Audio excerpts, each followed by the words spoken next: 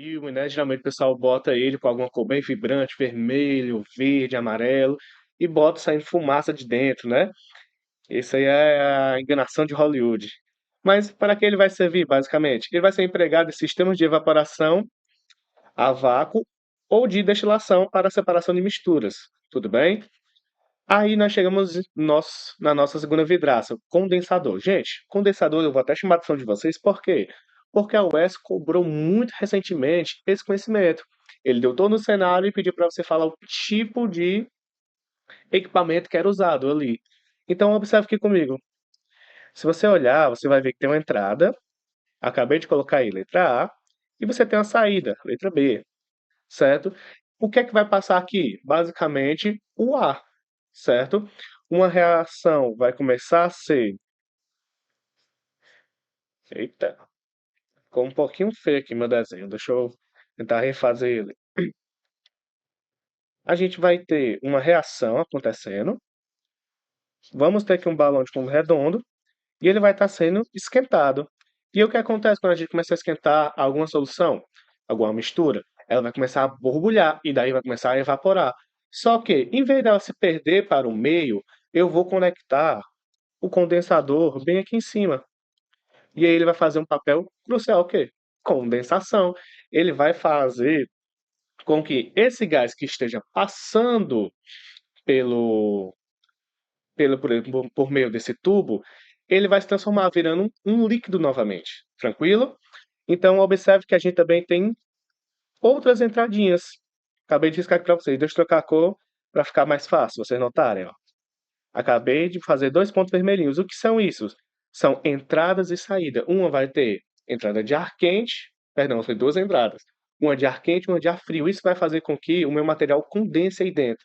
Então, por que eu estou frisando tanto esse cara? Porque a UES cobrou muito recentemente. Então, fique esperto, hein?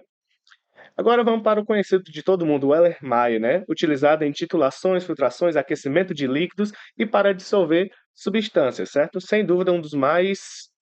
Eita, voltei aqui. Um dos mais conhecidos aí pelos alunos. Agora vamos lá. Quando eu falo de funil, eu tenho algumas possibilidades diferentes de funil. Como assim? Eu vou ter o funil simples, geralmente ele é um funil de vidro, onde a gente usa para fazer filtrações simples. A gente vai falar disso daqui a pouco, tipo de filtração, beleza? Não se assusta. Então, funil simples, usado para filtrações em laboratório na separação das fases de misturas heterogêneas, quando usado com um papel de filtro. Como assim, Paulo? Papel de filtro? É basicamente o seguinte: eu vou pegar um papelzinho e eu vou colocar ele dentro do funil. Então, imagine que você tem esse funil e você coloca um papelzinho dentro dele, certo? Esse papel vai fazer o quê? Vai reter algumas impurezas, vai reter a maior parte sólida, certo? Ou pastosa, tudo bem? Lembro quando eu estava no laboratório de fazer cola a partir do leite. A gente usa uma proteína chamada caseína para produzir cola branca. E para fazer essa cola, a gente teve que filtrar algumas vezes. E a gente usou o funil simples. A gente colocava um papel de filtro e colocava a amostra que a gente já tinha preparado. E aí essa amostra era um pouco pastosa. Ou seja, a parte mais pastosa ficava presa no papel de filtro e a parte mais líquida passava do papel e aí a gente tinha uma separação de misturas, beleza? Vamos continuar. Nós temos agora o funil de separação. Qual é a grande diferença aqui? Esse funil ele vai ser usado especificamente para compostos líquidos, certo? Então vocês podem perceber o seguinte: vocês têm uma arte, geralmente não, sempre vocês vão precisar ter essa arte com vocês, certo? Por quê? Ela que vai dar sustentabilidade. E aqui no finalzinho vocês percebem que tem uma torneira. Torneira é uma torneira. Para quê? A gente vai separar. Por quê? Imagina que eu tenho aqui, ó, em cima eu tenho esse líquido vermelho e embaixo eu tenho um azul. Vamos supor que um deles seja polar e o outro apolar. Então, como é que eu posso fazer para separar eles? Eu vou abrir a minha torneira, vai começar a gotejar de pouquinho, eita, de pouquinho em pouquinho, vai ficar gotejando aqui. Eu vou coletar com algum recipiente e aí eu vou separá-los. Por quê? À medida que eu abro essa torneira, ele vai começando a descer. Desce, desce, desce, desce até o ponto que eu quero que separe e eu fecho a torneira. Certo? Então, para que eu vou usar o funil de separação? utilizado na separação de líquidos não miscíveis e na extração de líquido. Tranquilo? De boa, né? Seguindo, quita-sato. Esse quita-sato é bem diferente, né? Porque ele tem uma saliênciazinha para fora, né? Eita, demos uma saída aqui. Só um segundinho. Tive um probleminha aqui, pessoal. Saiu a tela. Mas vai dar tudo certo.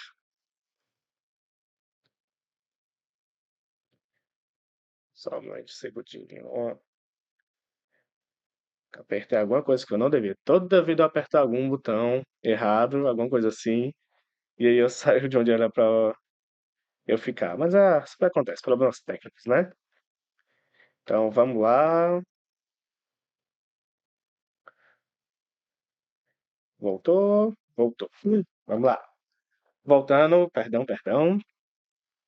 Então, gente, Kitasato, ele vai ter essa saliência. E para que ele vai ter essa saliência? Para que ele vai ter essa saliência, gente? Para o encaixe, certo? Eu vou usar uma mangueira para encaixar nessa saliência. Mas para quê? Bom, ele vai ser um funil bem específico, porque eu vou fazer uma filtração a vácuo, ou seja, eu vou pegar uma bomba de vácuo, vou colocar nele, e aí eu vou começar a ter uma filtração mais rápida, mais efetiva, tudo bem? Vamos supor, eu posso usar o funil simples? Posso. Mas se eu quiser que seja um pouco mais rápido essa separação, então eu posso usar uma bomba de vácuo junto com o Kitasato, beleza? E lembrando, eu não uso eles sempre separadamente. Alguns eu tenho que usar em conjunto com outros, tudo bem? Então vamos falar. Um dos últimos tipos de funil que a gente vai ver vai ser o funil de Blechner, beleza? Esse funil a gente usa ele em filtrações a vácuo também. Pode ser usado com a função de filtro em conjunto com o Kitasato, tudo bem? Então, olha aí, eu posso acoplar ele em cima do Kitasato, beleza? E aí eu posso fazer o processo de filtração a vácuo também. Então, vamos seguindo.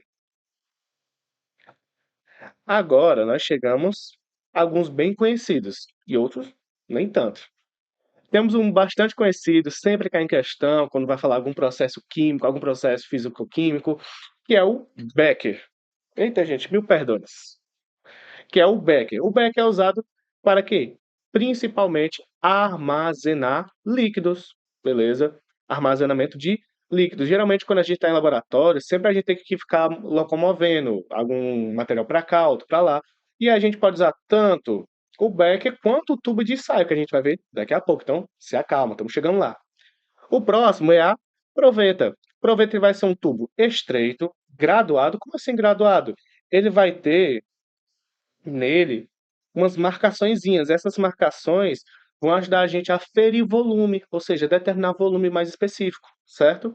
Permite a medição aproximada de volumes de líquidos, tranquilo? Aí agora nós temos o vidro de relógio. Esse aqui eu acho que não é tão conhecido aí de muito aluno, né? O que é que ele faz? Auxilia na aferição de massa de amostras sólidas em balanças de precisão, bem como cobre demais frascos de vidro. Então, às vezes, a gente tem que deixar o nosso becker coberto. E a gente vai jogar um pano em cima dele. Não, a gente não vai fazer isso. Então, a gente coloca o vidro de relógio em cima. Tudo bem? Vamos seguir, então. Opa, esqueci de falar né? Pipeta volumétrica. Gente, a pipeta ele é um instrumento de precisão, certo? Por isso que eu vou ter uma variedade de tamanhos para ela, certo? Então, eu vou ter um instrumento de muita precisão para medir volumes fixos de líquidos. Lembrando, esse carinha aqui, a gente sempre vai usar ele como um intermediador para passar uma substância de um ponto para outro ponto. Tranquilo? Agora, por fim, nós temos o dessecador. Para que eu vou usar o dessecador? Em algumas reações, controlar a umidade é muito importante. Então, eu vou colocar o meu composto, a minha amostra dentro do secador para ter esse controle maior de umidade. Tranquilo? O bastão de vidro, que é o próximo, a gente vai usar ele em diversos casos, pessoal. Nós podemos usar ele para triturar. Às vezes nós temos uma amostra que uma das fases é líquida e outra fase é sólida. Então o que é que a gente faz? A gente vai triturar, certo? Então Vamos ficar até lá triturando, até homogeneizar a minha solução. E a gente pode usar ele para isso como para outras coisas. Então, principalmente, faz a agitação e homogeneização de soluções, bem como a transferência de líquidos entre frascos, de forma segura, claro, né? E por fim, o mais conhecido de todos, o tubo de ensaio. Para que eu vou usar o tubo de ensaio? Geralmente, quando a gente vai fazer testes de análise e reconhecimento, a gente faz diversos testes para determinar que tipo de composto vai haver naquele, naquela minha solução, certo? Que eu vou analisar. Por exemplo, quando a gente vai trabalhar com plantas, a gente quer determinar alguns compostos que tem na planta, como álcoois e algumas outras características, nós vamos usar uma tabela com vários reagentes. E aí, para evitar ficar fazendo um experimento, jogando fora, limpando, pegando outro, a gente pega vários tubos de ensaio, coloca numas gradezinhas que a gente tem no laboratório e a gente fica carregando para lá e para cá no laboratório. Porque às vezes um reagente está em um canto tal, um reagente está em outro canto tal, às vezes precisa ser manipulado perto de um ambiente onde tenha mais calor, certo? Como é o caso da capela, certo? Então, tudo isso vai influenciar bastante. Mas o tubo de ensaio vai ser basicamente usado aí para a gente ficar fazendo testes químicos variados, certo? Variados. Muito fácil, né? Vamos seguir então.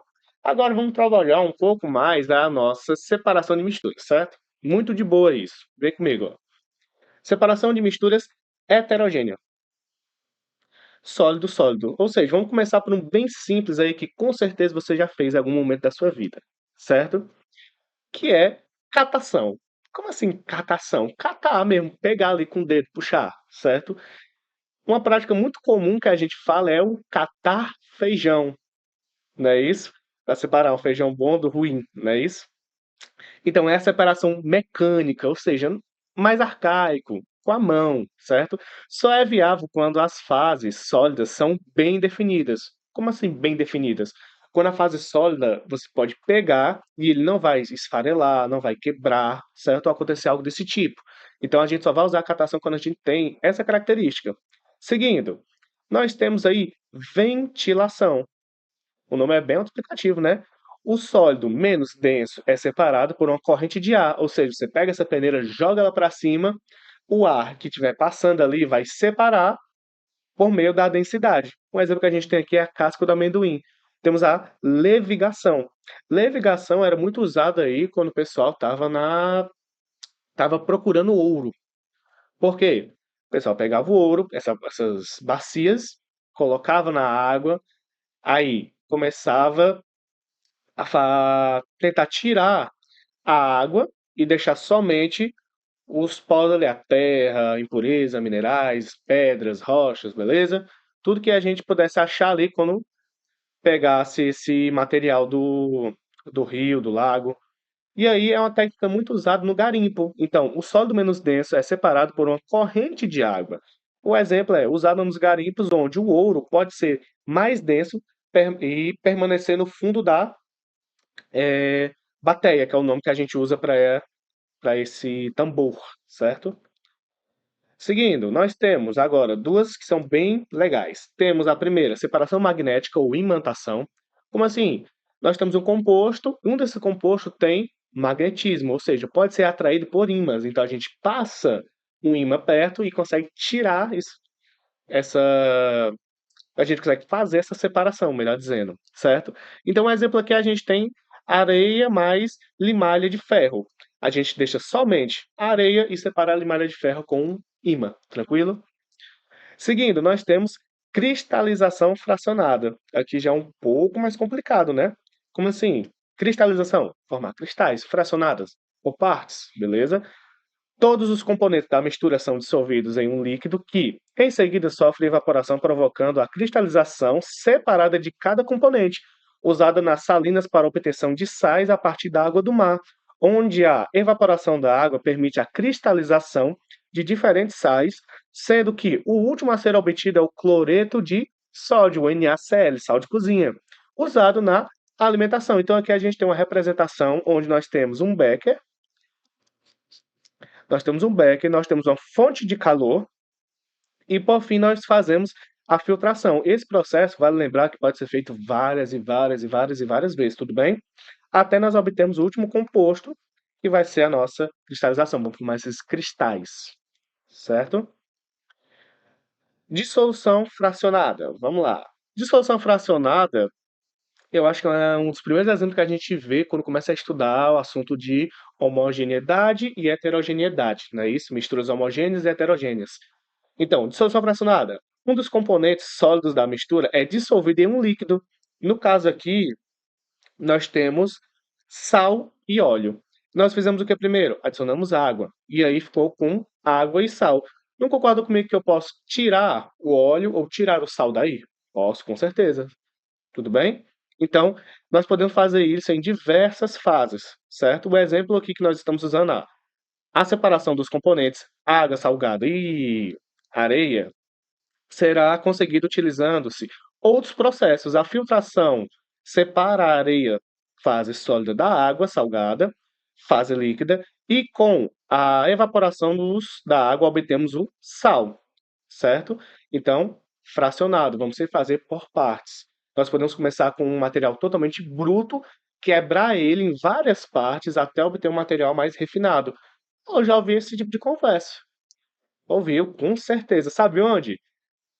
Petróleo. A gente pega o petróleo bruto e aí a gente vai quebrando ele em várias partes, vamos aquecendo e vamos separando. Isso aí a gente vê em torre de fracionamento, beleza? Eu acho que daqui a pouco talvez tenha um exemplo que a gente possa encaixar muito melhor. Flotação ou flutuação, muito comum, né? Nós temos aí nesse caso aqui a areia, mais serragem. O que é serragem? São aquelas raspazinhas de madeira que sobram, tudo bem? E eu quero separar essas fases. O que é que eu posso fazer? Adiciono água. Então, eu vou adicionar uma camada de água, H2O, que ela vai ficar nesse meio. Percebe uma coisa? Vamos trabalhar com o diferencial de densidade. A serragem é menos densa, ou seja, vai flutuar. Então, aqui, ó, nós vamos ter uma flutuação. E a areia, por ser mais densa, mais pesada, vai tender a se depositar onde?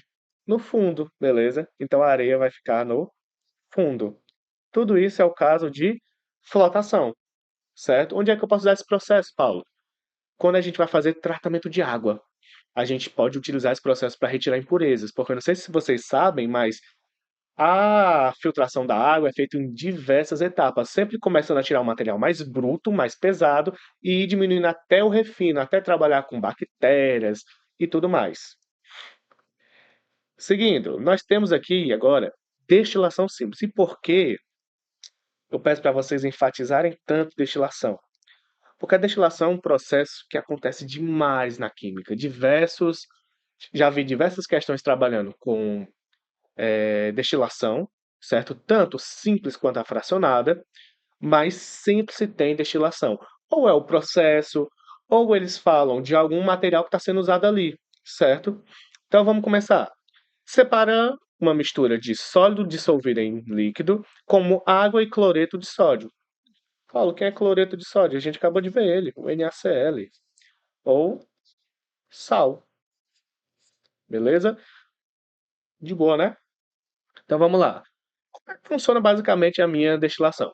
Eu vou separar esses caras através de temperatura. Vou fornecer temperatura, um deles vai evaporar, e aí eu posso usar o meu condensador, que você agora já sabe o que é, e eu vou fazer esse cara voltar a ser líquido. Quando eu faço ele voltar a ser líquido, eu separo completamente o meu composto. Por quê? Eu vou aquecer a minha solução. Vou retirar a água do processo. Vai sobrar só quem? Sal. Tranquilo? Então, um processo bastante utilizado. E a destilação fracionada vai separar a mistura de líquidos miscíveis, como água e acetona. Ou seja, aqui vocês estão vendo que tem todo um aparato maior, mas calma aí, ó. A gente vai começar aqui, ó, com um balão de fundo redondo. Balão de fundo redondo. Nós vamos ter essa coluna, certo? Que é a coluna de fracionamento. Percebe que essa coluna ela tem um desenhozinhos dentro dela. Para que servem esses desenhos, Paulo? Justamente para fazer a separação, tudo bem? A evaporação vai acontecer e vai passar em camada, camada em camada. E aí nós vamos ter um termômetro para ficar aferindo a minha temperatura e depois nós vamos ter o nosso condensador, que a gente já viu aqui, ó. Olha as duas entradas. Eu já sei que essa entrada de ar quente e de ar frio para promover uma condensação.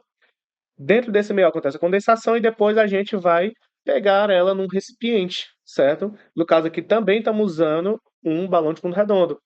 E percebe uma coisa, tudo isso vai estar dentro de uma arte, suportado por uma arte, certo? Que é chamado muito no laboratório de garra, tudo bem? Ou suporte universal, fica ao seu critério, né? Bom, agora vamos falar de dois bastante conhecidos, que é a centrifugação e a decantação. Vamos lá. Decantação, nós vamos trabalhar diretamente com densidades. Quem é mais pesado tende a se depositar no fundo, quem é mais leve fica onde? Na superfície. A gente pode usar isso em diversos locais, certo? Nesse exemplo, eu tenho uma amostra que tem água, que na sua fase líquida, e nós temos areia na sua fase sólida. E aí, observe o seguinte, eu quero separar esses casos, como é que eu faço? O, o nosso exemplo aqui está usando um cara chamado sifão, certo? Sifão, decantação. Esse cara vai me ajudar a retirar a água completamente e deixar somente a areia. Tanto é que, se vocês verem o próximo exemplo, perdão, a continuação da imagem, vocês vão ver que ficou somente a água. E aqui em cima ficou o quê? Somente o sólido, certo? Decantação. Diferenças de densidade. O próximo, muito conhecido, centrifugação. Centrifugação vai trabalhar com rotação, certo? Então, um dos exemplos que a gente mais usa é do exame de sangue.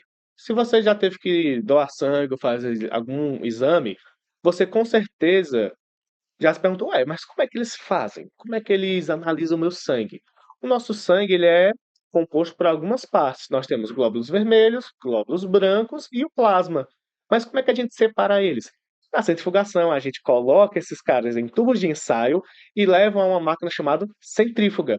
Essa máquina, por sua vez, ela vai começar a girar em alta rotação. E aí vai separar as partes do nosso sangue. Mas como é que separa? Densidade. Então está dizendo que a gente usa também princípio de densidade aqui? Sim.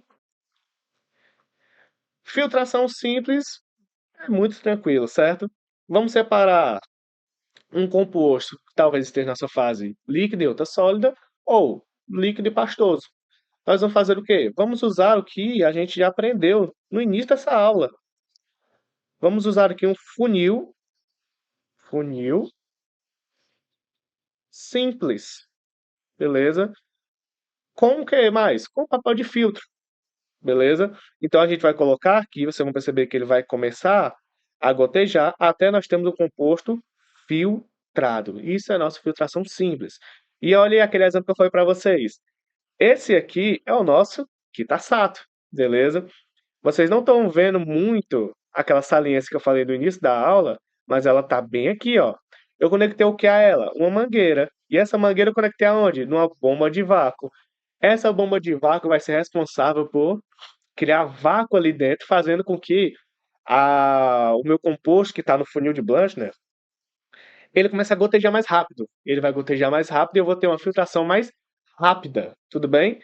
Então, filtração a vácuo. E observe, eu tenho uma bomba, eu vou ter um becker, eu vou ter o Kitasato, então a gente percebe que a gente não vai usar esses materiais de laboratório isoladamente, a gente sempre vai usar eles em conjunto. Vamos continuar. Aqui nós temos a decantação novamente. Mas, Paulo, a gente já viu decantação, vai trabalhar com o densidade. Perfeito. Mas naquele caso a gente viu de uma fase sólida e de uma fase líquida. Agora, o que é que a gente vai ver? Quando os dois forem líquidos, certo? Neste caso aqui, eu vou ter o quê? Com certeza, você já deve ter me respondido aí de casa, que eu tenho certeza, que é o funil de separação. Separação.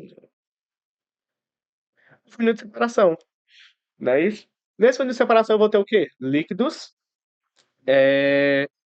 imissíveis, certo? Com densidades diferentes. Então, sempre vai ter um líquido em uma porção, outro líquido em outra e assim por diante. E como é que eu separo mesmo? Isso aí a gente vai abrir a torneira, deixar gotejar e depois fecha a torneira novamente, certo? Aqui está um exemplo mais esquematizado de como seria a centrifugação do sangue. Então, aqui a gente tem tubos de ensaio, beleza? Tubos de ensaio, basicamente, tubo de ensaio. E aí a gente vai ter o sangue, ou seja, o sangue foi coletado ali das suas veias, né? Foi colocado nesses tubos, levado para o laboratório, colocado dentro dessa máquina que se chama centrífuga, certo? E a centrífuga vai ter esse eixo central. E depois vai começar um processo de rotação, olha. E aí vai rotacionar várias e várias vezes até separar o seu sangue de maneira efetiva. E olha, percebe que as porcentagens: 55% é só plasma, 4% células brancas, certo? Ou plaquetas, células de defesa. E por fim, células vermelhas, que vão dar coloração vermelha ao nosso sangue, certo? Que tem um percentual de 41%. Tudo bem? Vamos lá. E fim, né? Olha aí, que alegria, né? Maravilha.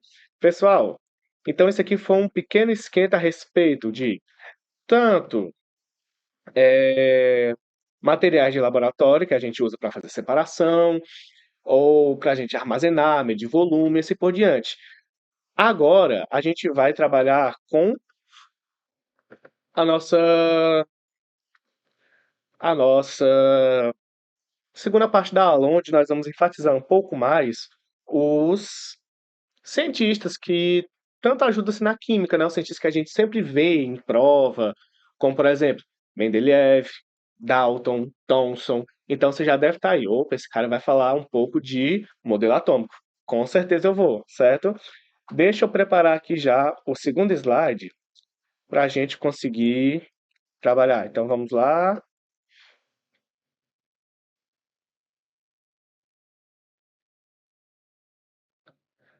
O nosso segundo slide agora, onde vamos começar a falar de modelo atômico e alguns cientistas notáveis, certo?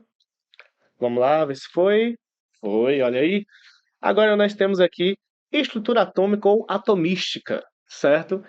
Porque a gente vai citar alguns autores que estão um pouco fora dessa atomística. Porque o que eu quero aqui é te relembrar o máximo possível nomes de cientistas notáveis, certo? Mas vamos tomar como base os modelos atômicos, tudo bem? Então já serve aí de um esquenta realmente. Vamos lá. John Dalton. Esse cara aqui foi incrível, né? Ele foi um dos primeiros cientistas a conseguir postular o que seria o átomo. Ele conseguiu escrever, ele fez a teoria atômica dele.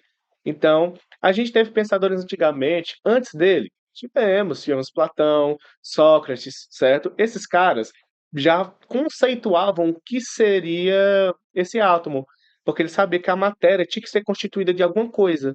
Mas um dos primeiros caras que a gente tem feitas teorias foi o John Dalton. Então, o que é que ele chegou a descobrir? Ele pensou o seguinte, olha, a matéria é constituída por partículas esféricas, certo? Redondinha. Essa partícula ela é maciça, ou seja, não dá para quebrar. Perdão, ela é extremamente sólida, como uma bola de bilhar. E indivisível, não consigo quebrar, não consigo fracionar ela em outras partes. E esse modelo ficou conhecido como bola de bilhar. No entanto, a gente vai ver que algumas coisas modernizaram, né? E nem tudo era tão correto quanto ele achava. Mas, Paulo, qual modelo atômico você está extremamente errado? Eu sou sincero a dizer, quase nenhum. Por quê? Os modelos atômicos eles vão passando por uma marcha evolutiva. Então, a cada modelo nós vamos ter incrementos, nós vamos ter aí novas teorias, novas teses, nós vamos ter novas comprovações e assim por diante, tudo bem? Então vamos continuar. Elemento é um tipo de matéria constituído por apenas uma espécie de átomo. Olha aí o que ele já pensava. Composto é um tipo de matéria constituído por pelos átomos de dois ou mais de dois elementos quimicamente em proporções fixas. A reação química é a reordenação dos átomos das substâncias reagentes para se formarem novas combinações químicas que são produtos da reação. Então, Paulo, onde é que eu tenho que focar mais aí quando eu estou pensando no Dalton, no que ele criou? Você vai focar nisso aqui, ó, partículas. Eita, eita, tô dando spoiler aqui. Ah, não. Eu vou pensar primeiramente nos pontos chaves, ou seja, características que sempre caem em provas, né? Principalmente na nossa querida UES. O que é que a UES gosta muito de cobrar? Pontos chaves como partícula esférica, maciça e indivisível. Isso é que eles gostam.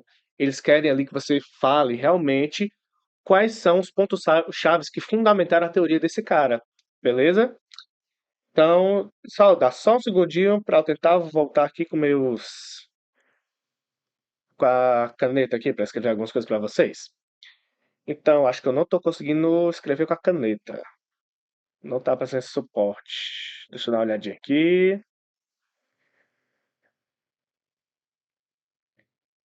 Vamos lá.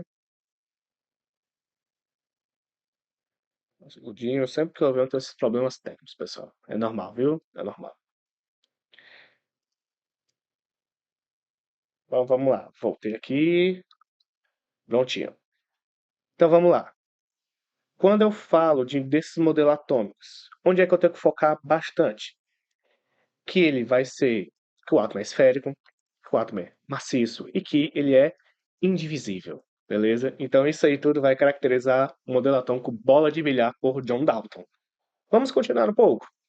Aí nós chegamos nesse cara que esse cara era fenomenal, gente. O Thomson era um cientista realmente fora da caixa, ou como o pessoal gosta de falar o nome dele completo, né? Joseph John Thomson. Esse cara criou um modelo pudim de passas, mas tem uma coisa atrás do pudim de passas, gente. Ele teve que fazer um experimento que ajudou ele a conseguir fazer esse modelo atômico. Percebe o seguinte, esse físico britânico, ele descobriu o elétron. Como ele fez isso? Tá vendo esse desenho aqui um pouco esquisitinho? Que tem uma parte azul, uma parte amarela, tá tudo dentro de um contorno? Isso daí foi simplesmente chamado de raios catódicos, certo? Tá até aqui embaixo, ó, raios catódicos. O que é que ele fez aqui? Ele basicamente submeteu gases a voltagens elevadíssimas. Desse modo, foi possível observar o aparecimento de emissões que foram denominadas raios catódicos. Em seguida, foi colocado um campo elétrico externo por volta e verificou-se que o feixe de raios catódicos era desviado, ou seja, vocês estão vendo essa linha pontilhada junto comigo? Essa linha pontilhada era indicando que o raio ele devia seguir esse caminho. Deveria. Ele seguiu? Não, não seguiu. O que é que ele fez? Ele mudou a trajetória. E olha o que ele percebeu. Esse campo era o campo positivo. O de cima era o negativo. Então ele percebeu que estava tendo um desvio para o campo positivo. Então, opa, então provavelmente essa carga ela vai ser negativa. E aí, a partir desse estudo, o que é que ele entendeu? Ele entendeu ali que havia muito mais no átomo que o Dalton pensava.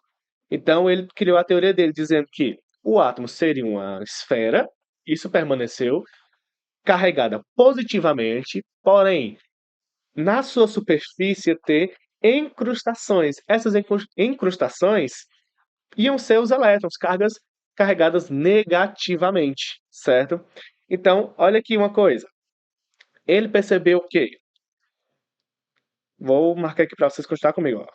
Assim, Thomson chegou à conclusão lógica de que essas cargas negativas estavam presentes em toda e qualquer matéria, ou seja, qualquer matéria que existisse, qualquer átomo que existisse ia ter elétrons na sua composição, certo?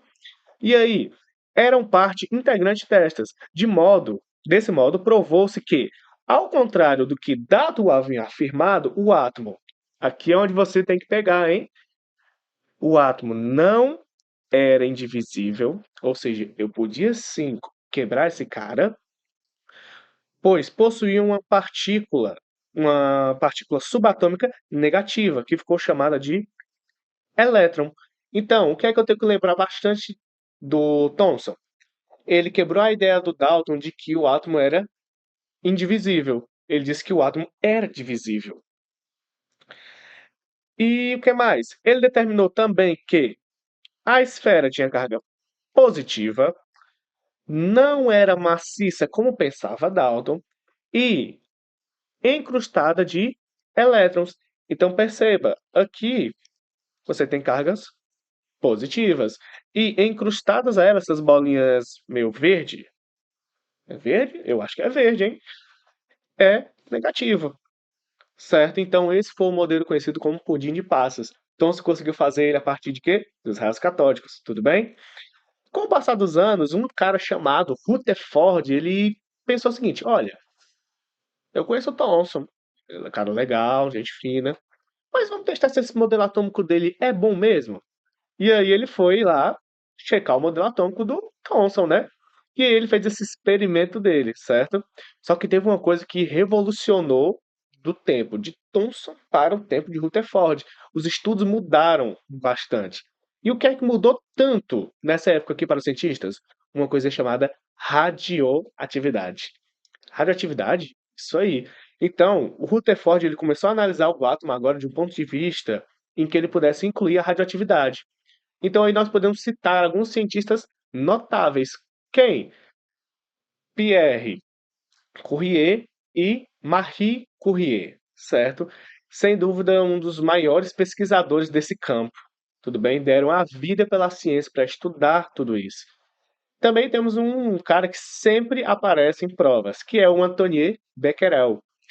O Becquerel, ele fez a descoberta basicamente da radioatividade. Ele entendeu ali que o átomo ele estava emitindo energia e a partir disso ele desenvolveu uma série de estudos também, certo? Então, se liga aí, hein? Dois cientistas notáveis que você não pode esquecer. Três, né, no caso, porque o pessoal sempre fala muito da Marie Curie, mas tem o seu marido, Pierre Curie, certo?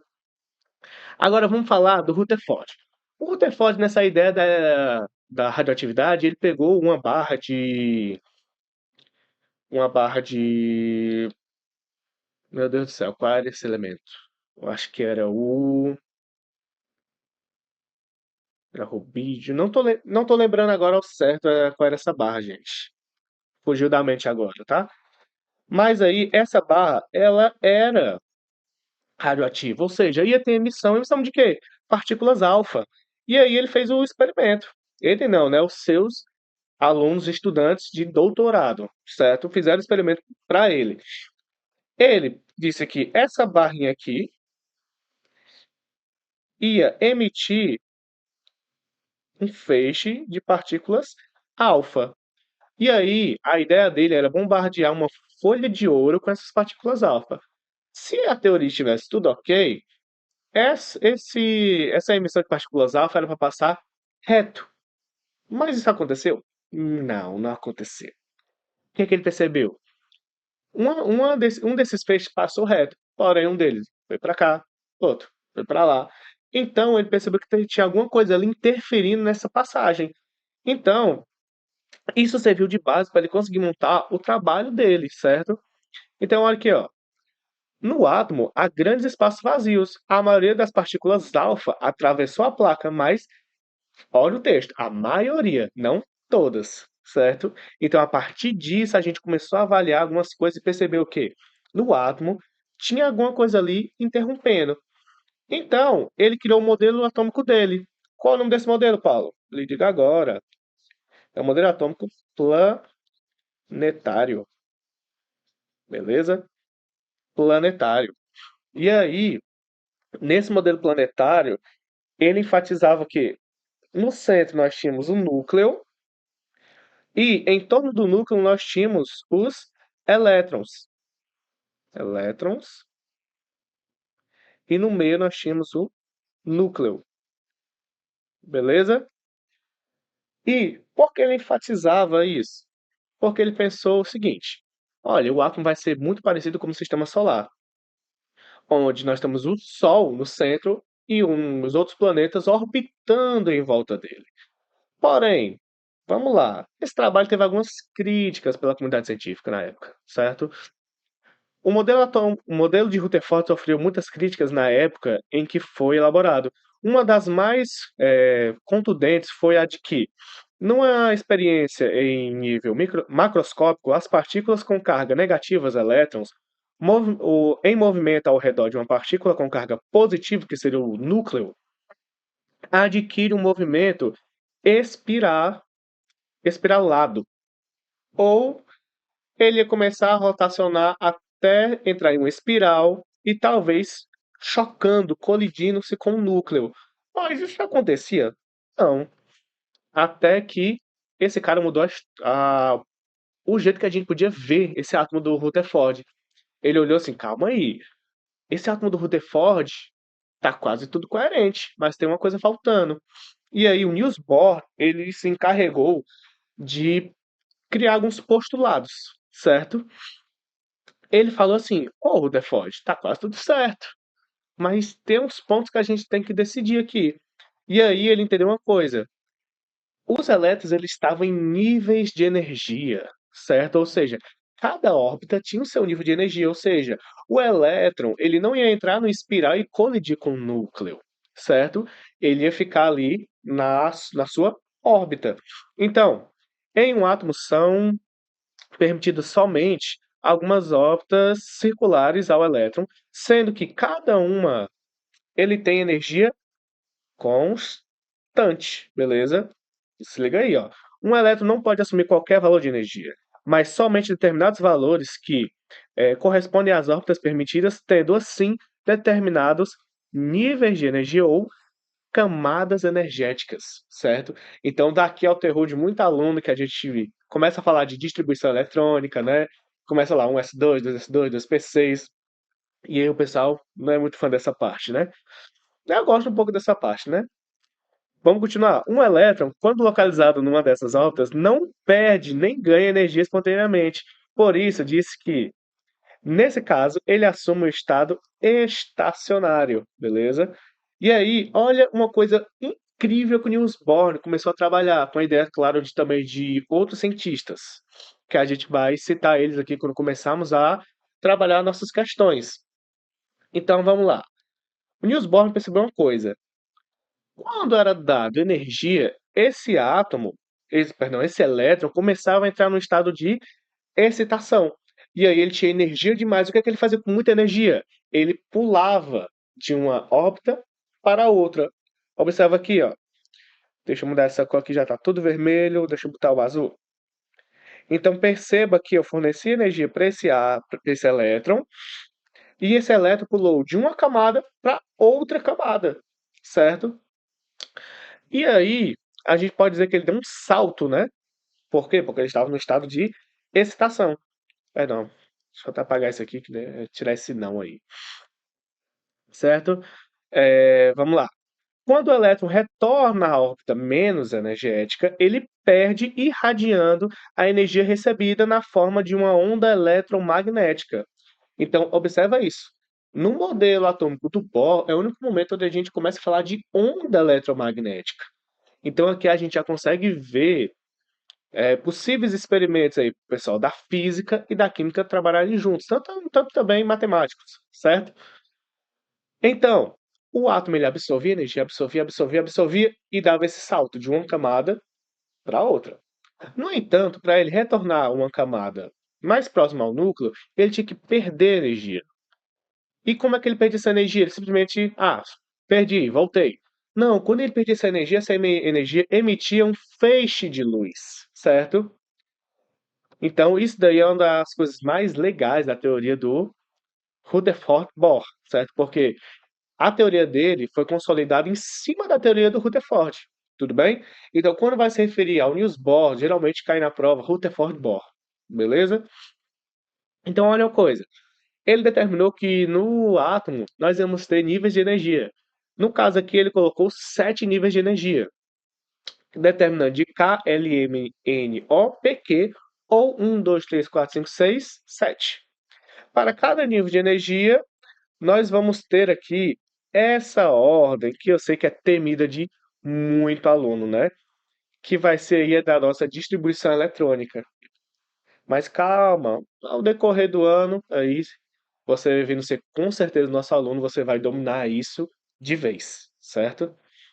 Mas observa uma coisa, o modelo atômico do Niels Bohr falava das camadas eletrônicas, Mas aí chegou um cara chamado Sommerfeld. Olha o que o Sommerfeld fez. Ele propôs o seguinte: para suprir o que a teoria de Bohr não explicou, Sommerfeld propôs que o átomo, mesmo estando numa mesma camada, tinha energia diferente e, através de cálculos matemáticos, chegou à conclusão que as órbitas dos átomos podem vir a ser esférica como órbitas elípticas, certo? Então, ó, percebe que esse primeiro círculo aqui, esse círculo preto, ele é quase uma esfera, né? Completinha, bonitinha. Só que percebe essa aqui, ó, a segunda camada. Ela já é um pouco mais achatada, né? E depois dela, a verde, mais achatada ainda. Então, órbita circular, círculo. Órbita elíptica, é como se pegasse esse círculo e você, ó, desse uma achatada nele. Quando a gente tem esse achatamento dessa órbita, Sommerfeld entendeu uma coisa. Peraí, então talvez eu tenha aqui subníveis de energia. Que subnível é esse, Paulo? Já tá complicando demais, tá no começo do ano ainda, Paulo. Calma, você conhece. Ele determinou aí de S, P, D e F. SPDF? Peraí, Paulo, eu uso isso aí na distribuição eletrônica. Usa? Você usa um S, 2 e a gente determina algumas coisas, né? Te relembrando bem rapidamente, para cada subnível desse, você vai ter uma orbital, né? E cada orbital você vai ter dois elétrons. Então, por isso, um S2, dois S2, e assim por diante. Então, tá de boa? Tá tranquilo? Espero que sim, né? Mas vamos lá. Como eu falei para vocês, observe aqui comigo rapidinho. Nós vamos ter cientistas que ajudaram o desenvolvimento dessas teorias. Quem são esses caras? Nós podemos citar o Louis de Broglie. Louis de Broglie, ele trabalhou com ondas eletromagnéticas, certo? Peraí, Paulo, onda eletromagnética? Eu acho que eu já ouvi isso. Já ouvi quando a gente falou do Niels Bohr. Niels Bohr entendeu que o átomo, ele, quando liberava energia, essa energia era dissipada na forma de uma onda eletromagnética, certo? Em formato de luz. Então, a gente, tanto pelos estudos aqui do de Broglie, associados à teoria do Niels Bohr, a gente já consegue entender melhor essa onda eletromagnética que a gente vai trabalhar posteriormente, certo? E aí, é até legal falar disso aqui, ó. Na onda eletromagnética, a gente vai ter essa letra grega que significa lambda, tudo bem? Que é quase assim, ó, lambda, igual ao quê? Esse H, constante de Planck, dividido por m, que vai ser a massa do corpo em quilogramas, vezes a velocidade. E nisso aí a gente vai poder calcular a nossa onda eletromagnética, tudo bem? E aí, por fim, nós vamos ter aí princípio da incerteza de Heisenberg. Opa, Heisenberg aí, o pessoal que gosta de assistir séries voltado mais para esse lado da química, com certeza aí lembrou de Breaking Bad, né, do Walter White, que ele bota o nome dele de Heisenberg, né, para as pessoas não saberem que era ele. Mas aí ele tirou desse cara. O Heisenberg, gente, ele era um cientista que conseguiu fazer uma teoria incrível. Ele pensou o seguinte: olha, eu posso determinar onde o átomo pode estar, mas eu não posso determinar exatamente onde ele está, ou seja, eu posso dar possibilidades onde o átomo vai estar. Então, tá por ali. Aonde? Por ali. Mas eu quero saber onde está precisamente. Ah, aí não dá para saber. Porque está em constante movimento também. Lembra disso, né? E aí nós chegamos ao modelo atômico atual, que seria o modelo atômico de Schrödinger, certo? Nesse modelo, nós temos o seguinte: nós temos o núcleo carregado agora não só de de prótons ou cargas positivas. Lembrando, deixa eu dar uma volta, deixa eu voltar aqui rapidamente. Lembrando que a ideia aqui do Niels Bohr também já trabalhava essa ideia, onde não tínhamos somente o núcleo carregado de cargas positivas, existia também cargas negativas. E aí vai mais um cientista notável que você também não pode esquecer, Chadwick, certo? O Chadwick, ele fez o quê? Ele determinou não, ele fez a descoberta dos elétrons. Então, conseguimos determinar hoje em dia que dentro do núcleo nós vamos ter cargas positivas, que são os prótons, e cargas negativas, que são os elétrons, e juntamente ali com o próton dentro do núcleo, nós vamos ter os nêutrons, certo? E aí a gente pode evidenciar isso muito melhor no modelo atômico do Schrödinger. Observa, o verde é o próton, O azul é o nêutron. Perceba que eles compõem o centro, certo? E em volta nós temos que uns elétrons. Mas, Paulo, por que tá essa chuvarada aí de elétrons espalhado para tudo que é canto? Lembra quando a gente falou do princípio da certeza de Heisenberg? Onde a gente podia determinar mais ou menos onde estava? Essa é a lógica. Perceba que dentro. Deixa eu apagar aqui isso que eu escrevi agora. Bem próximo ao núcleo, a gente vai ter uma intensidade bem maior de elétrons. Por quê? A probabilidade da gente ter esses elétrons mais próximo do núcleo é muito grande. E quanto mais a gente vai se distanciando, esses elétrons vão ficando um pouco mais espalhados, espaçados uns dos outros, certo? Então, essa vai ser a nossa teoria do modelo atômico um pouco mais atual, tudo bem? Eu acho que até aqui tá tudo ok, né? Como eu falei para vocês, um cientista notável, Chadwick, que fez a descoberta aí do nêutron. Falei nêutron, né? Espero que eu tenha falado nêutron. Chadwick fez a descoberta dos nêutrons. E aí, gente, a gente pode descobrir algumas coisinhas. Tenho certeza que quando você está estudando tabela periódica, você já ouviu falar de isótopo, isóbaro, isótono, isoeletrônico. O que são isso aí? Isso daí basicamente é quando a gente consegue achar um átomo através do seu número de prótons, números de massa e números de nêutrons, tudo bem? Que é essa formulazinha aqui, ó. O A é número de massa, deixa eu até tá erradinho aqui, ó. Tá inverso, né? Número de massa. O Z é o número atômico e o N é o número de nêutrons. Então percebe que quando a gente tem um elemento químico, em cima a gente tem um valor, embaixo a gente tem outro, e a gente tem a abreviação da letra. Então, que representando melhor, quando a gente tem a letra maior, esse é o símbolo químico, ou seja, o símbolo do elemento. C, carbono, N, nitrogênio, O, oxigênio, assim por diante. Na parte superior, a gente vai ter o número de massa, certo? E embaixo a gente vai ter o número atômico. Tudo bem? De boa? E eu acho que só. Isso aqui a gente pode enfatizar daqui a pouco. Mas deixa eu já começar a te dar o bizu aqui de cursinho. Isótopos, mesmo número de prótons. Olha o P. Isóbaros, mesmo número de massa. Olha o A. Isótonos, mesmo número de nêutrons. E isoeletrônicos, mesmo número de elétrons. Tudo bem? Então, essa parte que é bem tranquilo, vou deixar aí para os professores explicarem melhor. Quando você vier aqui conhecer o cursinho, já tiver tendo as aulas presenciais ou acompanhando de casa, certo? Então, isso aí é sendo para os próximos capítulos. Mas vamos lá. Já que nós estamos falando desse assunto, é bom citar um cara também muito importante como cientista, que é o Mendeleev, certo? Ou Mendeleev, que foi o cara que organizou a tabela periódica, certo? Pelo quê? Pelo número de massa. E quem foi o outro cientista que a gente também não pode deixar de esquecer de falar dele quando falamos de tabela periódica? Moseley, tudo bem? Henry Moseley. Esse cara ajudou a organizar a tabela pelo número de prótons, ou o Z, tudo bem? Então esses caras sempre caem em provas quando a gente vai falar ali de história da tabela periódica, certo?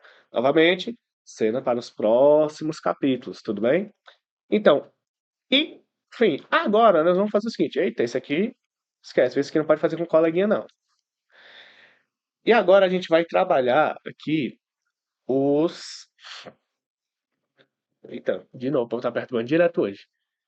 E agora a gente vai trabalhar aqui os exercícios, né? Que, como toda boa aula, a gente sempre tem que ter exercício ali para testar o nosso conhecimento, ver se está condizente com o que a gente estudou, tudo bem? Então, vou colocar aqui agora na parte de exercícios e aí a gente já dá essa trabalhada, certo? Então, vamos lá.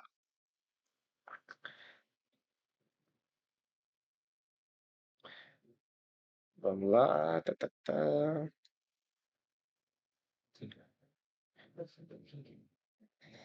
Vamos lá.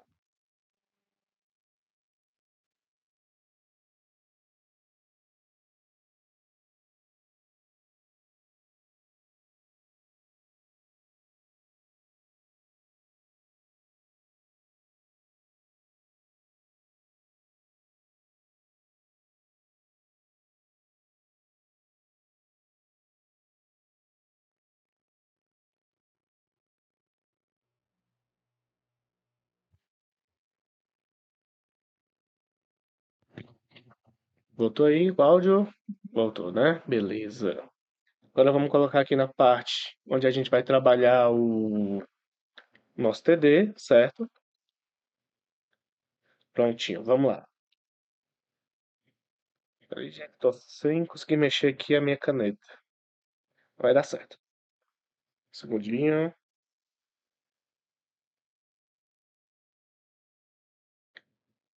Ainda não. Vamos lá. Mas você sabe que é tudo vai dar certo, né? Se acalma aí. Sei que você tá ansioso pela questão, mas se acalma. Vamos ver se tá tudo certo agora. Opa, agora tá tudo certo. Voltamos aqui. Vamos lá então. Pessoal, eu sou um pouco fã de azul, acho que vocês vão perceber isso aqui, certo?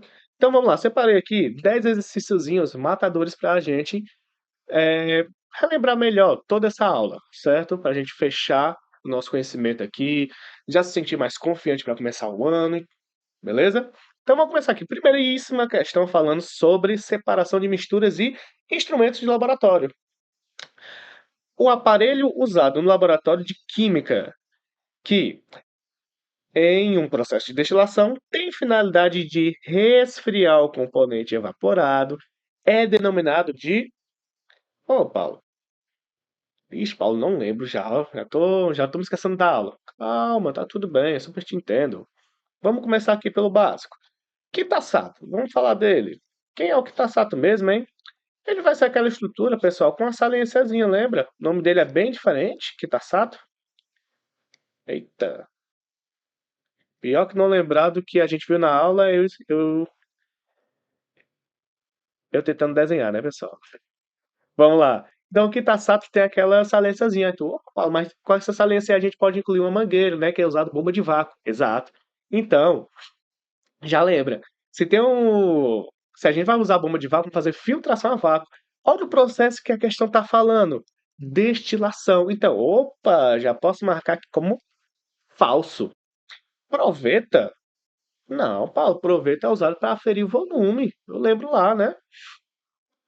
Da estruturazinha assim e tal. O negócio aqui embaixo? É, isso aí.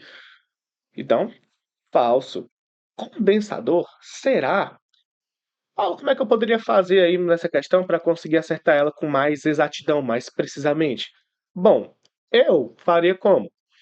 Pensaria, num processo de destilação, o que é que eu preciso ter? Bom, primeiramente, eu vou ter uma base, certo? Essa base, eu vou ter em cima dela um funil de fundo redondo, beleza? Dentro desse funil eu vou ter aqui um líquido. Primeira coisa, eu estou desenhando pequenininho aqui. Deixa eu desenhar um pouco maior, ficar melhor. Que pra mim esse também já aqui está legal, mas realmente para você estar aí de casa pode ficar um pouco pequeno. Vamos lá. Tenho aqui minha base. Eita, que ficou foi pior, menino. Falei, não, não, agora estou determinado a desenhar esse negócio de maneira certa. Vamos lá. Ah, agora melhorou. Nós vamos ter aqui uma base, certo? Essa base eu vou ter em cima um balão de fundo redondo. Dentro do balão eu vou ter um líquido, beleza? Lembra o que a gente tem agora? Para promover o processo de destilação, é preciso de uma fonte de calor, tudo bem? Para promover a evaporação. Então vamos colocar aqui embaixo uma fonte de calor. Vamos dizer que aqui embaixo estamos colocando a fonte de calor. O que vai acontecer? Vai começar a borbulhar. Quando começar a borbulhar, o que acontece? Vai evaporar. Só que a gente não quer perder esse gás. A gente vai condicionar ele em algum canto, né? Qual? O condensador. Ah, Paulo, já tô entendendo a maldade dessa questão. Com certeza tá, viu? Deixa eu vir aqui. Lembra que a gente vai colocar o condensador aqui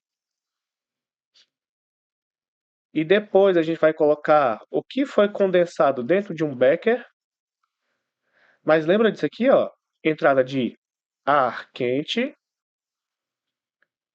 ar quente e ar frio. O que é que a questão está falando mesmo, hein? O aparelho usado no laboratório de química que, em um processo de destilação, tem a finalidade de resfriar. Se está querendo resfriar, então quem vai fazer esse processo? Condensador.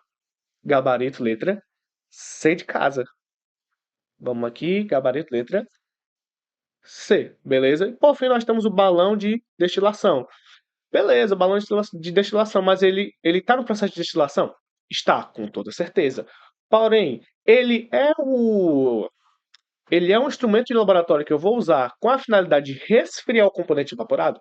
Não, não vai, né? Então, a gente vai marcar gabarito C na nossa primeira. Vamos para segunda agora.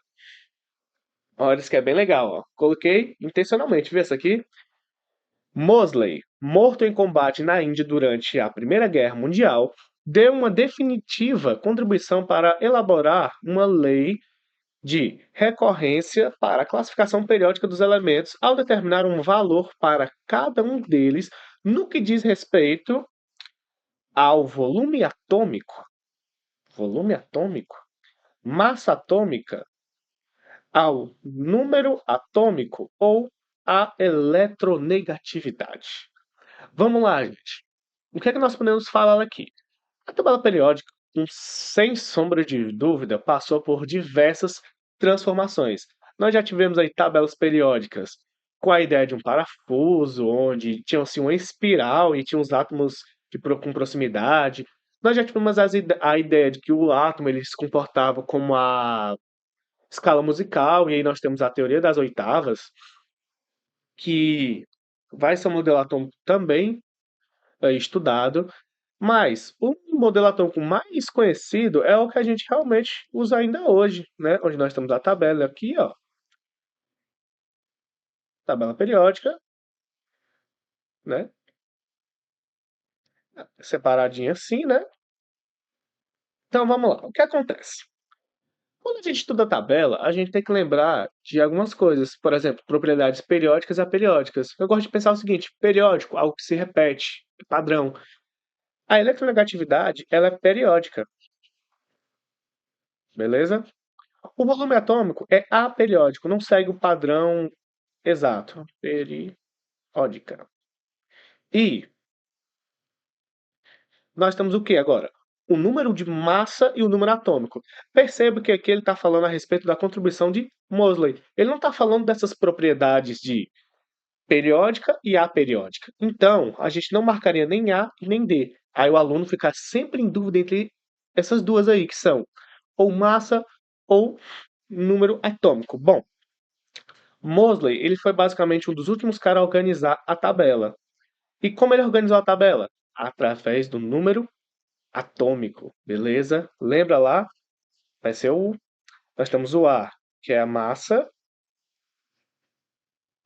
e o Z, que vai ser o número de prótons. Só que lembra de uma coisa, número de próton é a mesma coisa que número atômico. Deixa eu dar uma simplificada nesse, fica mais rápido aqui para nossa resolução. N número atômico. Ou seja, quem foi que falou de massas? Ninguém? Não, Mendeleev, beleza? Mendeleev falou de número de massa. Mas, para a nossa questão, está falando do Mosley, gabarito, letra C. Tranquilo? Vamos seguir agora, continuando agora com separação de misturas e instrumentos de laboratório. Em um dispositivo é inserida uma mistura heterogênea de água e óleo. Uma mistura passa por um processo de separação e, com o auxílio de uma torneira, regula-se a saída do líquido de maior densidade, conforme ilustrado abaixo. Então vamos ver. Nós temos a nossa torneira, temos aqui a água, que é um líquido polar, né? E nós temos o óleo. Óleo é o quê? Gordura. Gordura vai ser a polar, beleza? Por isso que esses caras, primeiramente, não vão se misturar. Ah, o que é que eu posso avaliar mais dessa imagem? Vamos lá.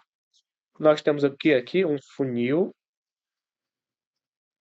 de separação, certo? Nesse funil de separação, nós vamos trabalhar com a diferença de densidade de líquidos, exclusivamente líquidos, certo? Então, qual o processo que está acontecendo aqui? Está acontecendo uma filtração, decantação, destilação, sublimação? Vamos avaliar. Pessoal, esses dois caras aqui, então, nós estamos trabalhando com a diferença de densidade. Densidade. Se eu estou trabalhando com a diferença de densidade, faz sentido eu colocar destilação? Não, destilação teria que ter uma fonte de calor envolvida, eu teria que ter um condensador envolvido também. Não tenho nenhum desses casos, então não pode ser uma destilação. Sublimação? Paulo, o que é sublimação mesmo? Lembra quando você tem os estados físicos da matéria? Você tem o sólido, o líquido e o gasoso. E a gente tem a transformação de cada um. Nós temos aí do sólido para o líquido, fusão, do líquido para o gasoso, vai ser vaporização, do gasoso para o líquido, liquefação, não é isso? Quando a gente tem a passagem do sólido para o gasoso sem passar pelo intermediário, que é o líquido, aí a gente vai ter o caso de subli, sublimação. Deixa eu te perguntar aí de casa. Tem alguma coisa falando isso aqui na questão? Tem não. Falso. Esquece. Deixa pra lá. Agora, filtração e decantação. Bom, aqui bem simples. Esse processo, gente, ele é um processo que envolve diferente densidade. Logo, o mais pesado vai ficar no fundo ou maior densidade e o mais leve vai ficar na superfície. Então, logicamente, isso aqui vai ser um processo chamado de decantação, beleza? Item B de bola. Vamos lá. Questão de número 4. Com relação ao elemento químico, pode-se afirmar corretamente que. Gente, vamos lá. Isso aqui foi uma questão da UES, certo? Uma questão muito recente, muito recente, para você ver que esse esquenta, ele não é simplesmente para você relembrar algumas coisinhas. Isso aqui é o que realmente ainda está caindo atualmente, certo? Tanto essa quanto a primeira questão que a gente fez eram questões da UES. E essas questões caíram no último vestibular, ou seja, esse conhecimento que você já está adquirindo aqui hoje, ou relembrando hoje, já vai te ajudar no teu vestibular, beleza? Na tua marcha aí para o teu sucesso. Então vamos lá. Com relação ao elemento químico, pode-se afirmar corretamente que, bom, vamos lá. O conjunto de nêutrons o número de nêutrons é o que caracteriza, no caso aqui, o elemento químico. É esse que caracteriza o elemento químico. B.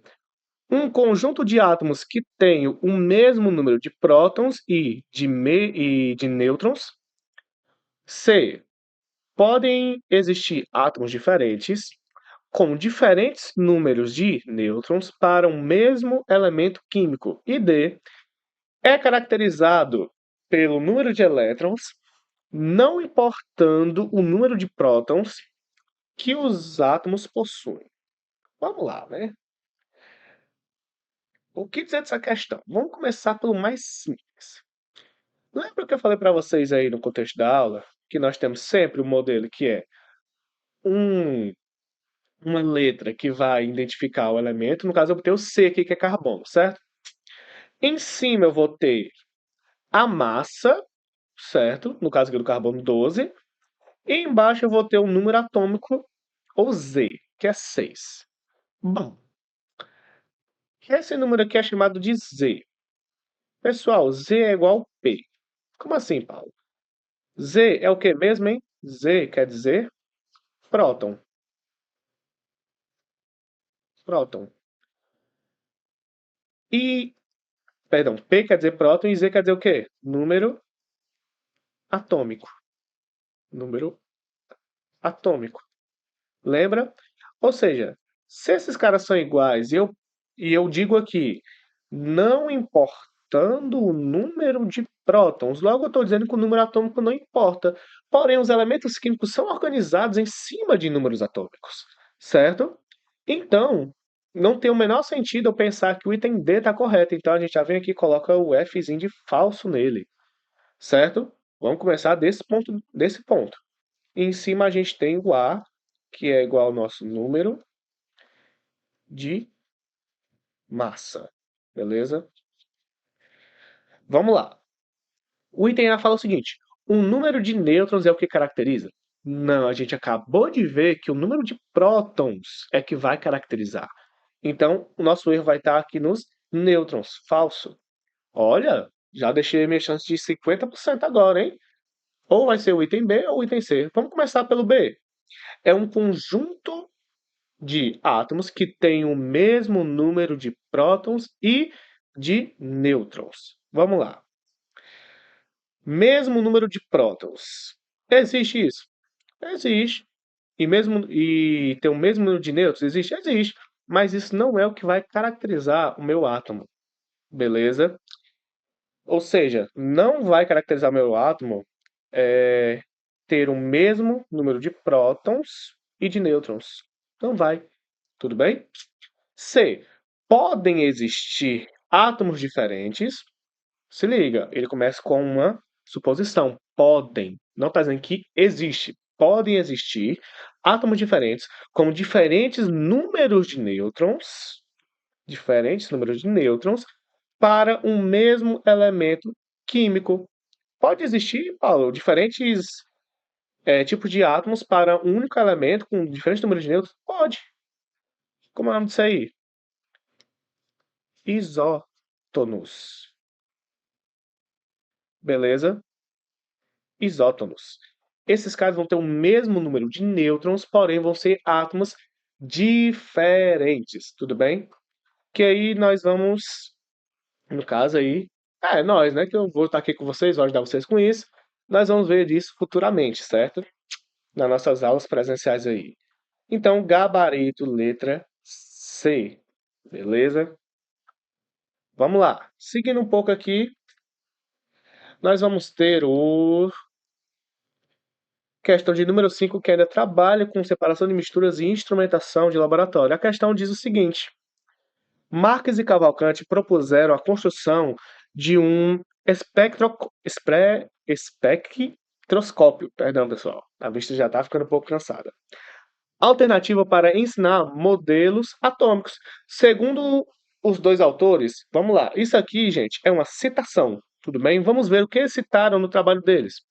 Quando o vapor de um gás é excitado, a radiação emitida possui um espectro que contém apenas alguns comprimentos de onda. Opa, tá falando de comprimento de onda? Então isso aqui já vai reduzir bastante a minha zona de procura, porque eu sei que só quem fala de comprimento de onda vão ser os últimos modelos, modelos mais atuais. E cada elemento, comprimentos de onda discretos, e cada elemento químico exibe um único espectro de linhas. Quando uma amostra do mesmo é excitada, as diferenças energéticas entre as órbitas e as emissões observadas são características únicas de cada elemento da tabela. Beleza? Deixa eu te perguntar uma coisa. Você já viu fogo de artifício? Com certeza você vai dizer que sim, né? Você já percebeu que tem diferentes cores dos fogos de artifício? Porque a gente percebeu que para cada átomo nós vamos ter cores diferentes. Nós vamos ter ali o azul, vamos usar de um tipo específico de elemento químico. Agora, se eu quiser um verde, um rosa, um amarelo, um branco, eu vou ter diferentes tipos de elementos químicos para me dar essas cores. Pessoal, estou falando aqui, ó, entre órbitas e as emissões. Entre órbitas, eu sei que o primeiro cara que falou em órbita foi o Rutherford. Então, ó, não pode ser Dalton, não pode ser Thomson e também não pode ser, no caso aqui, poderia ser Rutherford, mas eu estou falando de emissão de energia. Perdão, pessoal, o celular está tocando direto aqui. Mas estou falando de emissão de energia. Falei de emissão de energia, falei de comprimento de onda. Quem é que fala disso aí? É o Schrödinger? Não, não é o Schrödinger, não. É o Rutherford? Não, também não é o Rutherford. Qual modelo estamos falando disso? Rutherford Bohr. Niels Bohr que pegou essa ideia da, das órbitas. Nós temos aí emissão de energia, então só pode ser gabarito letra D. Tranquilo? Perdão, essa questão não é de instrumentação, né? É questão já de modelo atômico. Perdão aí. Vamos lá, né? Próxima. Isso aqui, gente, essa questão é muito legal. Muito legal mesmo. Por quê? Aqui a gente vai analisar um modelo atômico e uma teoria que pode ter sido usada de base para montar o, a teoria do modelo atômico do determinado cientista, certo? Então, olha aqui comigo. Vamos evitar ler esse textão. Já vamos partir logo para a pergunta, né? Podemos afirmar que a relação entre o modelo atômico e o estudioso, cujo trabalho contribuiu para a construção do respectivo modelo, está corretamente apresentada na alternativa? Bom, nós temos aqui o modelo de Dalton. Nós sabemos que o Dalton foi um dos primeiros cientistas a fazer o modelo atômico, não é isso? Então, o Dalton basicamente partiu quase do zero, certo? Então, nós temos um cientista aqui que fala comprovação da existência de raios catódicos. Opa! Eu posso até não conhecer o cientista, mas eu com certeza eu sei o que é raios catódicos. O professor Paulo falou na aula já aqui do esquenta do cursinho conceito que raios catódicos foi uma das formas que o Thomson conseguiu bolar o modelo atômico dele, né? Então, ó, opa, já fica esperto. Falei de raios catódicos, tô falando de quem? Thomson. Quem é o modelo atômico que a questão fala? Dalton. Não pode ser o item A. Item A está falso. B. O modelo de Thomson. O modelo de Thomson, ele fala que um dos estudiosos foi Becquerel. Pessoal, o Becquerel fez o quê? Observação do fenômeno da radioatividade. Lembra o que eu enfatizei para vocês? Quem foi o primeiro cara que trabalhou com essa ideia da radioatividade com o modelo atômico? Rutherford. Beleza, então item B vai estar falso. Ah, lembrei de uma coisa. A barra que emitia, que fazia a emissão de partículas alfa, era o polônio, beleza? Lembrei agora aqui. Vamos lá. Letra C. O modelo de Rutherford.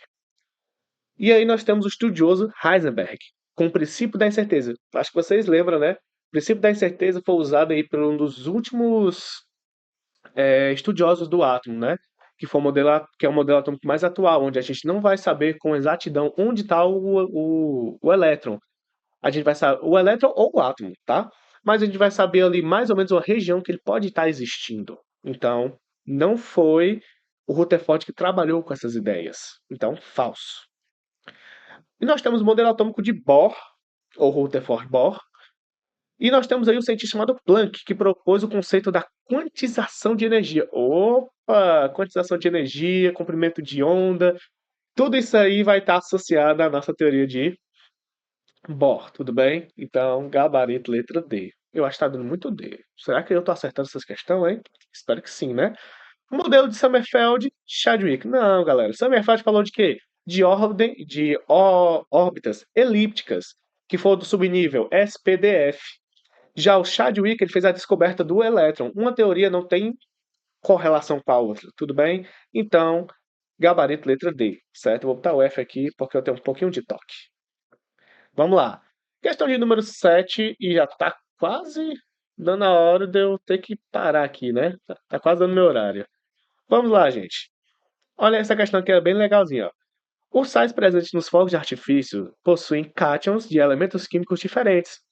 Quando eles são aquecidos, os elétrons desses elementos saltam para níveis mais energéticos e, ao voltarem para o nível original, emitem a energia que foi absorvida na forma visível. Aquela ideia, né? Ele perdeu energia, ele liberou essa energia vai se manifestar na forma de luz, certo? E, dependendo do tipo de elemento, vai determinar um tipo diferente de luz, que vai ser cores diferentes, o verde, o vermelho, certo? Cada cor corresponde a uma quantidade de energia característica. Um modelo atômico que explica por que os fogos de artifício emitem cores diferentes é baseado em conceitos associados às duas das seguintes representações. Então, olha que legal. Ele não falou o nome do cientista. Ele deu um modelo atômico para a gente analisar. Mas beleza, olha, pensa comigo. O primeiro cara que falou de emissão de luz ou algo assim foi o Niels Bohr. Então eu vou ter que procurar algum modelo atômico que se encaixe na teoria do Niels Bohr. Vamos lá. O primeiro modelo parece um sol, né?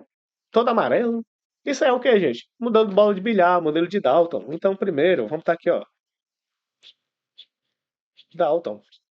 O segundo, nós temos aí o núcleo carregado positivamente e nós temos incrustados aí os elétrons. Isso aqui é quem? Thomson. Thomson.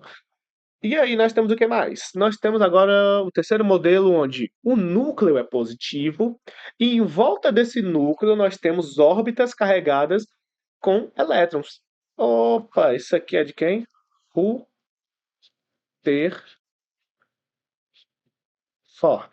beleza? Rutherford. E aí por último nós temos um modelo aqui, onde nós temos um núcleo, porém vocês percebem agora que nós temos aí camadas. Quem fala de camadas? Niels Bohr, beleza? Niels Bohr, certo? Então, qual desses caras eu vou poder dizer com precisão que vai elucidar a ideia de luz, que vai elucidar todo esse contexto da questão sobre os fogos de artifício? Bom, Dalton e Thomson estão fora de cogitação. Então, não pode ser nem o primeiro, o item A, não pode ser o item B, e também não pode ser o item D, né? Logo, só restam aqui uma alternativa, que é o gabarito letra C, que é 3 e 4. Ah, Paulo, esse tipo de questão só aparece quando em vocês dando aula. No vestibular não aparece, não. Ei, deixa eu te contar, aparece bastante. Sabe quem faz isso aqui? A UES.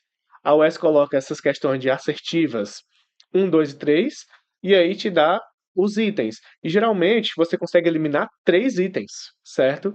Então, fique esperto com esse tipo de questão quando cai no seu vestibular. A oitava questão fala o seguinte: na evolução dos modelos atômicos, a principal contribuição introduzida pelo modelo de Bohr foi, vamos lá, indivisibilidade do átomo?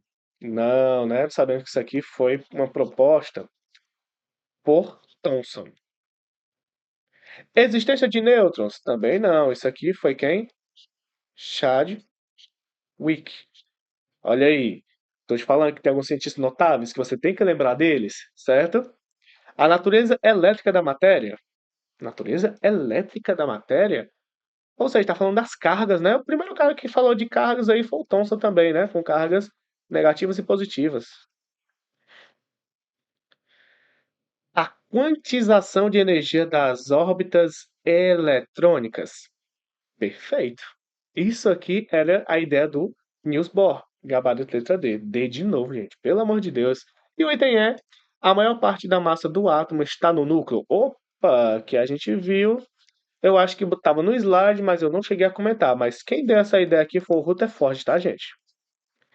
Para caso você queira anotar depois, quando você fizer aí seu resumo, que eu tenho certeza que você vai fazer, né? Lembre que foi o Rutherford, tá? Questão número 9, novamente, agora voltando para a ideia da tabela periódica, vamos lá. Dmitry Mendeleev, químico russo, fez protagonismo, foi prognóstico, olha, fez protagonismo, o Visão tá cansando, viu, gente? Foi prognóstico, fez prognósticos corretos para a tabela periódica, mas não soube explicar por que ocorriam algumas inversões na ordem dos elementos. Henry Moseley, morto em combate durante a Primeira Guerra Mundial, contribuiu de maneira efetiva para esclarecer as dúvidas de Mendeleev ao descobrir experimentalmente. Vamos lá, vamos descobrir o que ele. Vamos analisar o que esse cara descobriu na realidade.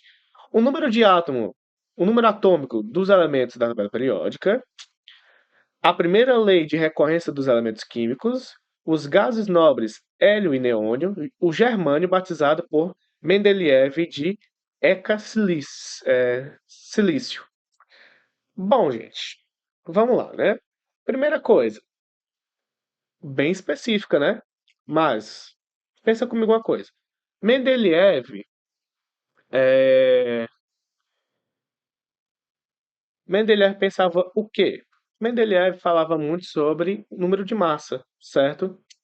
Ele tentou organizar a tabela ali, ele estudou, primeiramente, propriedades físicas, propriedades químicas, organizou isso tudo, pegou os pesos e tudo mais, e aí conseguiu organizar a tabela segundo o número de massa, beleza? Porém, ele percebeu que alguns átomos não se encaixavam nessa lógica dele. E aí, o Moseley chegou com a ideia que, além de pegar todas as teorias já feitas, a teoria de Mendeleev, ele conseguiu organizar juntamente com ele toda a tabela, que é a tabela que a gente usa hoje ainda. Então, com certeza podemos marcar a gabá de letra A. Então, o Moseley ele contribuiu de maneira efetiva para esclarecer as dúvidas de Mendeleev ao descobrir experimentalmente o número atômico dos elementos da tabela periódica, ou número de prótons, ou Z, beleza? Gabarito letra A. E finalizando aqui hoje, nós temos nossa última questão falando sobre, voltando aqui, né, a separação de misturas e instrumentação, certo? De laboratório. A titulação é um procedimento laboratorial que permite determinar as concentrações a concentração desconhecida de uma substância a partir de uma substância de concentração conhecida. Em uma titulação representada pela equação NaOH mais HCl, formando NaCl mais H2O, o equipamento utilizado para adicionar cuidadosamente o volume adequado na solução de NaOH é denominado. Vamos lá, né? Primeiro, gente, isso aqui é uma reação de quê? Neutralização.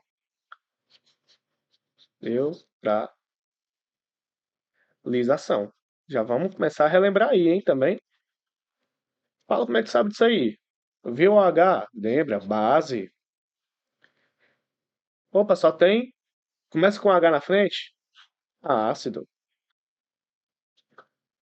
Só vale ressaltar que isso aqui é uma explicação bem genérica, tá? Nós temos aí diversos tipos de átomos, nós temos hidrácidos, oxiácidos, nós temos base, monobase, dibase, tudo bem? Então, bem por cima mesmo aqui do conteúdo, tá? Só para te relembrar aí. Ácido mais base gera o quê? Sal e água. De boa? Então, lembre mais uma coisa. Nós temos aqui uma soma, vocês estão vendo esse sinal de mais? Uma soma, certo? Então, desse lado nós temos nossos reagentes e do outro lado nós temos os nossos produtos. Fala como é que eu sei quem é reagente e quem é produto. Quem tiver antes da seta vai ser reagente. Quem tiver depois da seta vai ser produto. Simples, né? Então, gente, vamos lá. O que seria uma titulação? Titulação a gente usa aí para identificar diversos compostos, geralmente. Por exemplo, quando nós temos uma água contaminada e nós queremos quase não sair, hein? Quando nós queremos determinar aí quais são os tipos de contaminantes que tem nessa água, nós podemos usar a titulação. Então, geralmente nós pegamos aquela haste ou suporte universal que vocês já viram e nós colocamos aqui esse carinha, certo? Que é justamente o equipamento usado para adicionar cuidadosamente o volume adequado na solução de NaOH. Quem é esse instrumento de laboratório? Pipeta graduada? Não. Proveta? Também não. Pipeta volumétrica? Não. Como é o nome desse cara? Bureta. Beleza, pessoal? Bureta vai ser quem eu vou colocar aqui. E aqui parece um pouco com um funil de separação, tá? Tem uma torneira aqui no final. E aqui no final, geralmente, a gente coloca um becker. E a gente abre essa torneira e vai gotejando pouquinho a pouquinho. Então, como é que está acontecendo aqui? Dentro desse becker, provavelmente eu já vou ter alguma solução. Por exemplo, o HCl. E aí, dentro da bureta, eu vou ter o NaOH. E aí, eu vou abrir a torneira e pingar gota a gota de NaOH com HCl, até reagir e formar o NaCl, tudo bem? Então, ficamos com o gabarito letra C de casa. Fico por aqui, certo? Então, foi um prazer imenso estar nessa tarde com vocês, fazendo esse projeto do Esquenta, para você relembrar um pouco dos conteúdos, lembrar do cientista, lembrar das instrumentações aí de laboratório, tudo bem? E fico por aqui. Então, ótima tarde e até a próxima.